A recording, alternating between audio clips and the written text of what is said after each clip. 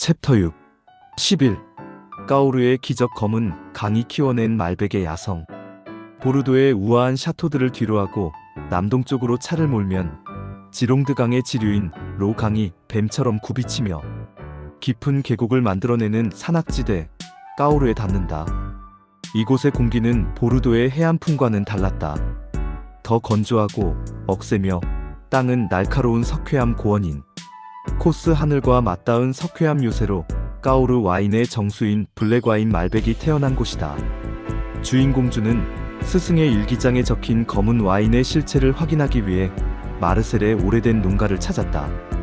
마르셀은 굳은 살 박힌 손으로 준에게 투박한 잔을 내밀었다. 잔에 담긴 액체는 등불 빛조차 투과하지 못할 만큼 칠흑같이 어두운 보랏빛이었다. 이것이 바로 중세 유럽의 왕들이 찬양하고 러시아 황실이 사랑했던 검은 와인 까오르의 말백이라네. 마르셀의 목소리에는 자부심이 서려 있었다. 아르헨티나의 말백이 태양을 듬뿍 받아 달콤하고 부드럽다면 이곳 까오르의 말백은 고독한 전사와 같지.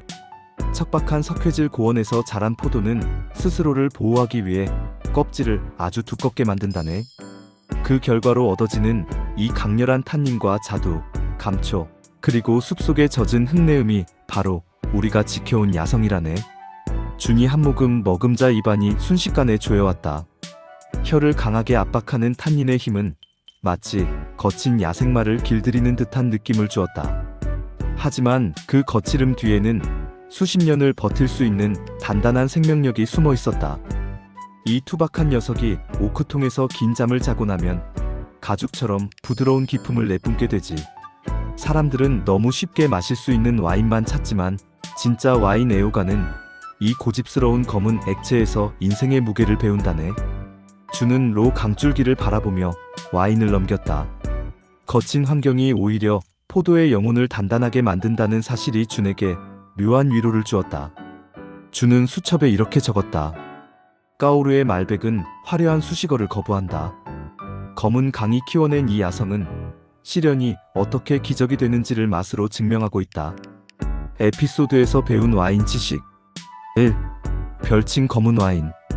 까오르 와인은 색이 워낙 진해 검은 와인이라는 별명을 가지고 있습니다. 역사적으로 보르도 와인의 색과 힘을 보강하기 위해 블렌딩용으로 수출되기도 했습니다. 2. 품종 말백. 오늘날 아르헨티나의 대표 품종으로 알려져 있지만 원산지는 프랑스 남서부 까오르입니다. 까오르 말백은 아르헨티나산보다 더 탄닌이 강하고 산미가 높으며 남성적인 것이 특징입니다. 3. 토양 코스. 로강 유역의 석회질 고원을 뜻합니다. 이 척박한 토양은 포도의 강한 구조감과 장기 숙성 잠재력을 부여합니다. 4. 맛의 특징. 블랙베리, 자두와 같은 검은 과실향과 함께 가죽, 감초, 흙, 향신료의 풍미가 강하며 기름진 육류 요리와 완벽한 조화를 이룹니다. 12. 쥐라의 안개 노란 와인이 품은 신비로운 세월. 프랑스와 스위스의 국경지대, 눈 덮인 쥐라, 산맥의 발치에 들어서면 공기부터가 달라진다. 이곳은 우리가 알던 프랑스의 화려함과는 거리가 멀다. 이끼 낀 돌벽과 깎아지른 듯한 석회암 절벽, 그리고 산줄기를 타고 내려오는 차가운 안개가 마을을 감싸고 있다. 주는 프랑스 와인의 가장 기이한 보물이라 불리는 뱅존. 노란 와인의 비밀을 풀기 위해 아르브와 마을의 눅눅한 지하셀러로 향했다. 준을 맞이한 양조가 에르베는 촛불 하나를 들고 셀러 더 깊은 곳으로 그를 안내했다. 그곳에는 수십 년은 되어 보이는 작고 통통한 오크통들이 가득했다. 그런데 이상한 점이 있었다. 보통의 와인들은 공기와의 접촉을 피하기 위해 통을 가득 채우지만 이곳의 통들은 윗부분이 비어 있었다. 보통 와인에게 공기는 적이지만 우리 쥐라의 사반행에게 공기는 영혼을 빚는 석재나 금속을 깎거나 다듬을 때 사용하는 연장인 점과 같지. 에르베가 낡은 통의 마개를 열며 속삭였다. 그는 잔을 꺼내 와인을 조금 따랐다. 액체는 이름처럼 짙은 황금색, 아니 눈부신 노란색이었다. 준이 코를 대는 순간 지금까지 경험해 본 적 없는 강렬한 향이 폭발했다. 갓 볶은 호두의 고소함, 카레 가루 같은 향신료, 그리고 잘 익은 사과와 독특한 이스트 향이 뒤섞여 있었다. 이게 바로 부활 면사포의 마법이라네. 에르베가 설명했다. 와인을 통에 가득 채우지 않고 비워두면 와인 표면에 하얀 효모막이 형성되지. 마치 신부가 쓴 면사포처럼 와인을 덮어준단다. 이 막 아래서 와인은 6년 3개월이라는 긴 시간 동안 천천히 산화되며 이 기막힌 향을 만들어내는 거야. 준이 한 모금 머금었다. 첫맛은 매우 드라이하고 날카로운 산미가 혀를 자극했지만 곧이어 견과류의 풍미와 함께 입안 전체를 압도하는 농밀한 질감이 나타났다. 그것은 마치 수십 년의 세월을 한 방울로 응축해 놓은 듯한 무게감이었다. 6년이 넘는 시간 동안 와인의 상당량이 증발해버리지. 우리는 그것을 천사의 몫이라고 부르네. 그래서 뱅조는 일반 병보다 작은 620ml의 클라블랭 병에 담기지. 1리터의 와인을 담아도 결국 남는 건 그만큼 뿐이니까. 주는 셀러 밖으로 나와 쥐라 산맥에 걸린 안개를 바라보았다. 쥐라의 와인은 기다림을 모르는 현대인에게 시간이 주는 가치가 무엇인지를 웅변하고 있었다. 억지로 꾸며내지 않아도 세월과 공기가 빚어낸 노란 빛깔은 그 자체로 하나의 경전이었다. 주는 수첩에 이렇게 적었다. 쥐라의 안개는 와인을 감추는 것이 아니라 보호하는 것이었다. 노란 와인 한 잔에는 2285일간의 기다림과 공기마저 친구로 삼은 쥐라, 사람들의 지혜가 황금빛으로 녹아 있었다. 에피소드에서 배운 와인 지식 1. 지역 특징 쥐라. 프랑스 동부 산악지대로 독특한 토양과 기후 덕분에 프랑스에서 가장 개성 강한 와인을 생산합니다. 2. 대표 와인 뱅존. 노란 와인이라는 뜻으로 사반행 품종으로 만듭니다. 수확 후 최소 6년 3개월 동안 오크통에서 숙성하며 이중 60개월 이상을 효모막 아래에서 지내야 합니다. 3. 부활과 산화 숙성. 와인 표면에 생기는 천연 효모막 부활이 와인의 과도한 산화를 막으면서도 독특한 호두, 향신료, 카레, 말린 과일 향을 부여합니다. 4. 전용병 클라블랭. 1리터의 와인을 숙성하면 증발하고 남는 양이 약 620ml라는 데서 유래한 뱅존 전용 규격병입니다. 5. 음식궁합. 쥐라 지역의 특산품인 콩테 프랑스 쥐라, 산맥의 테루아를 숙성시킨 고소한 견과류. 풍미가 일품인 프랑스 대표 하드 치즈. 치즈나 닭요리와 환상적인 조화를 이룹니다. 13. 태양의 빛 랑그독 루시옹. 가난한 땅에서 피어난 화려한 꽃. 프랑스 남부 지중해의 해안선을 따라 끝없이 펼쳐진 랑그독 루시옹. 랑그독 루시옹의 대지에 들어서자 공기의 밀도부터가 달라졌다. 북쪽의 서늘한 기후는 간대였고 피부를 따갑게 찌르는 강렬한 태양과 거친 대지의 열기가 준을 맞이했다. 이곳은 오랫동안 프랑스의 와인 공장이라는 불명예스러운 별명으로 불리던 곳이었다. 과거 전쟁 시기 군인들의 갈증을 해소하기 위해 품질보다는 양에 치중했던 가난하고 소외된 역사가 이 땅의 흙먼지 속에 섞여 있었다. 하지만 준이 도착한 피크생 루 프랑스 몽펠리에 북쪽에 위치한 658m의 가파른 산주변으로 랑그독 지역 최북단에 위치한 와인 산지. 이 산이 병풍처럼 서 있어 북쪽의 찬바람을 막아주고 밤에는 산에서 내려오는 서늘한 공기가 포도밭을 식혀준다. 언덕에서 마주한 풍경은 전혀 달랐다. 거친 돌밭 사이로 생명력 넘치게 뻗어나온 포도나무들은 마치 뜨거운 태양과 정면으로 승부하는 전사들 같았다. 주는 그곳에서 먼지를 뒤집어 쓴 채 포도나무 뿌리를 살피던 양조가 레오를 만났다. 어서 오십시오. 프랑스에서 가장 뜨거운 실험실에 오신 것을 환영합니다. 레오가 하얀 이를 드러내며 웃었다. 레오는 준을 이끌고 경사진 돌밭을 걸었다. 보십시오. 이 땅은 겉보기엔 메말라 죽은 듯 보이지만 발밑은 온통 석회암과 붉은 점토로 가득합니다. 사람들은 이곳을 버려진 땅이라 비웃으며 보르도나 부르고뉴로 떠났죠. 하지만 남겨진 우리는 믿었습니다. 이 척박함이야말로 그르나슈, 시라, 무르베드르라는 새 품종이 가장 화려하게 피어날 수 있는 최적의 무대라는 것을요. 그는 작은 오크통에서 갓 꺼낸 와인을 준의 잔에 따랐다. 준은 잔에 담긴 와인의 짙은 향을 맡으며 물었다. 왜 산의 이름이 생루인가요? 와이너리 주인은 먼 봉우리를 바라보며 전설을 들려주었다. 중세시대 한 여인을 사랑한 세 기사 루, 기랄, 클레르가 있었다. 전쟁에서 돌아와 그녀의 죽음을 마주한 그들은 각자 다른 산으로 들어가 은둔자가 되었다. 그들은 매년 그녀가 떠난 날이면 봉우리 정상에서 커다란 불을 피워 서로의 안부를 묻고 그녀를 추모했다. 그중 루가 마지막까지 머물며 그리움의 불꽃을 지켰던 산이 바로 이곳 픽 생루이다. 주는 이제야 잔 속에서 느껴지는 쌉싸름한 허브향이 기사들이 밤새 피워 올린 모닥불의 연기처럼 느껴졌다. 사랑은 떠났지만 그 고독한 그리움은 대지에 스며들어 이토록 우아한 향기가 된 것이었다. 액체는 지중해의 깊은 바다처럼 검붉은 빛을 띠고 있었다.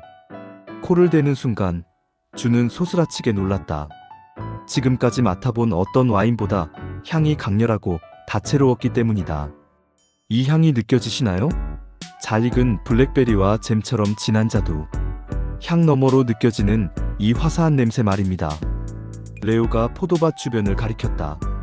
저기 바위 틈에서 자라는 로즈마리, 타임, 라벤더, 세이지를 보십시오. 우리는 이것들을 가리그라고 부릅니다. 뜨거운 지중해 바람이 이 야생 허브들의 에센스를 포도 껍질에 새겨놓은 것이죠. 랑그독 와인에서 느껴지는 이 독특한 허브와 향신료의 풍미는 오직 이 땅만이 줄 수 있는 선물입니다.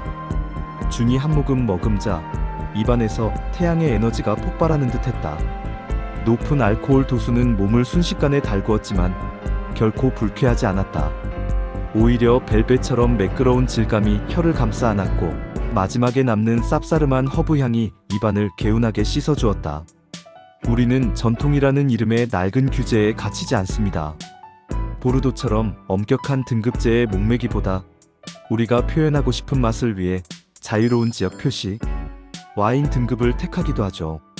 가난했던 땅이었기에 우리는 잃을 것이 없었고 덕분에 프랑스에서 가장 파격적인 혁신을 이룰 수 있었습니다.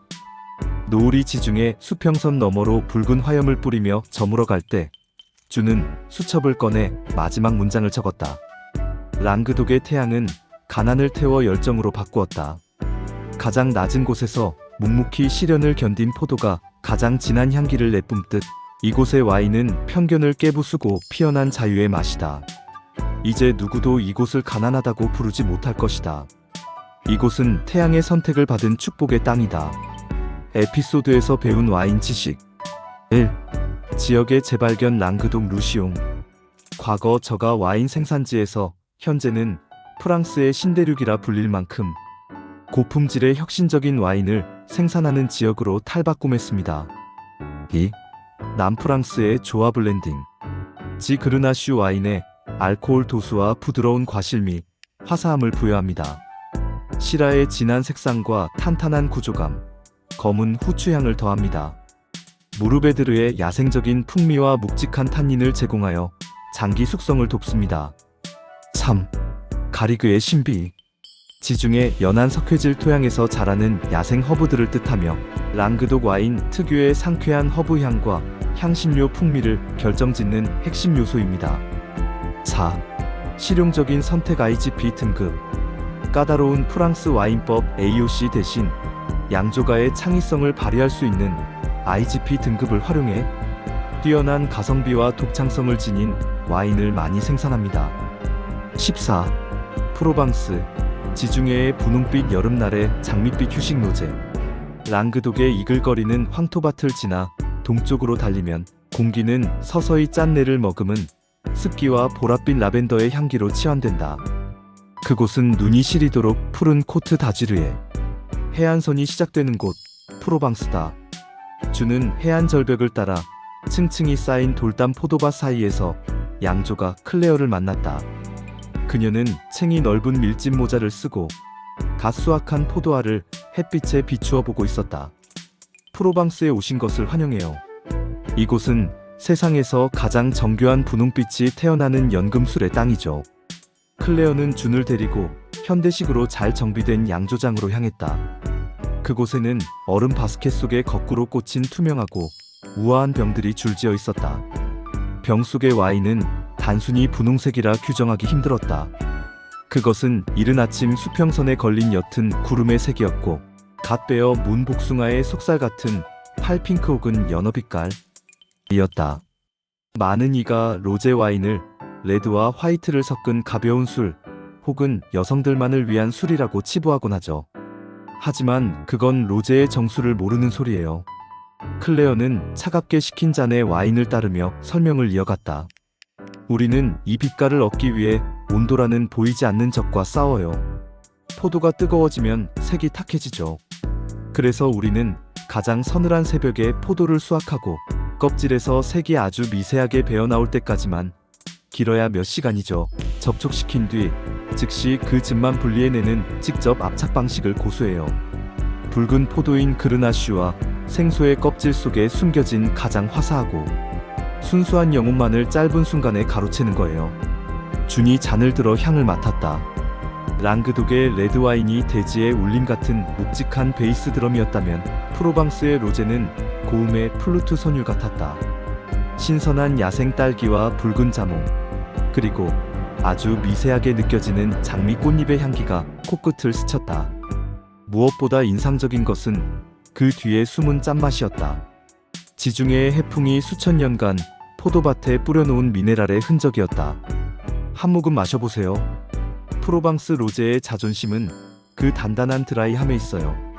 달콤함 뒤에 숨지 않는 뼛속까지 시원한 산미와 깔끔한 마무리가 특징이죠. 입안에 들어온 와인은 얼음물처럼 차가웠으나 혀끝을 스치는 질감은 의외로 견고했다. 무르베드르 품종이 블렌딩되어 선사하는 은은한 구조감 덕분이었다. 주는 클레어가 내놓은 올리브 오일을 듬뿍 친 문어 샐러드와 와인을 함께 넘겼다. 와인의 산미가 문어의 감칠맛을 끌어올리고 허브 향이 입안을 개운하게 씻어주었다. 로제는 기다림의 미학이 아니에요. 가장 신선할 때, 가장 눈부신 태양 아래서 가장 소중한 사람들과 마시는 찰나의 예술이죠. 삶의 무게가 당신을 짓누를 때, 이 분홍빛 한 잔을 보며 잠시 숨을 고르세요. 그것이 프로방스가 세상에 전하는 위로랍니다. 주는 부드러운 파도 소리와 매미 울음소리를 배경 삼아 수첩에 적었다. 프랑스 대장정의 마침표는 분홍빛이었다. 와인은 반드시 엄숙하고 고뇌하며 마셔야 한다는 강박을 버린다. 프로방스의 로제는 내게 가르쳐 주었다. 때로는 가벼워지는 것이 가장 깊이 있는 여행의 기술이라는 것을. 지중해의 노을을 닮은 이 한 잔이 내 마음속 굳게 닫힌 빗장을 녹여내린다. 프랑스라는 거대한 정원을 가로지른 준의 잔에는 이제 지중해의 장밋빛 낭만이 넘실거리고 있었다. 에피소드에서 배운 와인 지식 1. 로제 와인의 성지 프로방스. 전 세계 로제 와인의 약 10% 이상, 프랑스 로제 와인의 약 40% 이상이 이곳에서 생산됩니다. 2600년 전 그리스인들이 처음 포도를 심었을 때부터 로제 스타일을 만들었던 세계에서 가장 오래된 와인 산지이기도 합니다. 2. 전통적인 양조 방식 직접 압착. 레드 와인용 포도를 파쇄한 후 아주 짧은 시간 몇 분 몇 시간만 껍질과 접촉시킨 뒤 즉시 압착하여 즙을 짜냅니다. 이 방식은 프로방스 특유의 아주 연하고 맑은 분홍색을 만듭니다. 3. 주요 품종의 앙상블. 그르나슈, 붉은 과실향과 입안에서의 바디감을 제공합니다. 생소, 와인의 신선함과 우아함을 더합니다. 무르베드르, 로제에도 힘과 구조감, 숙성 잠재력을 부여합니다. 4.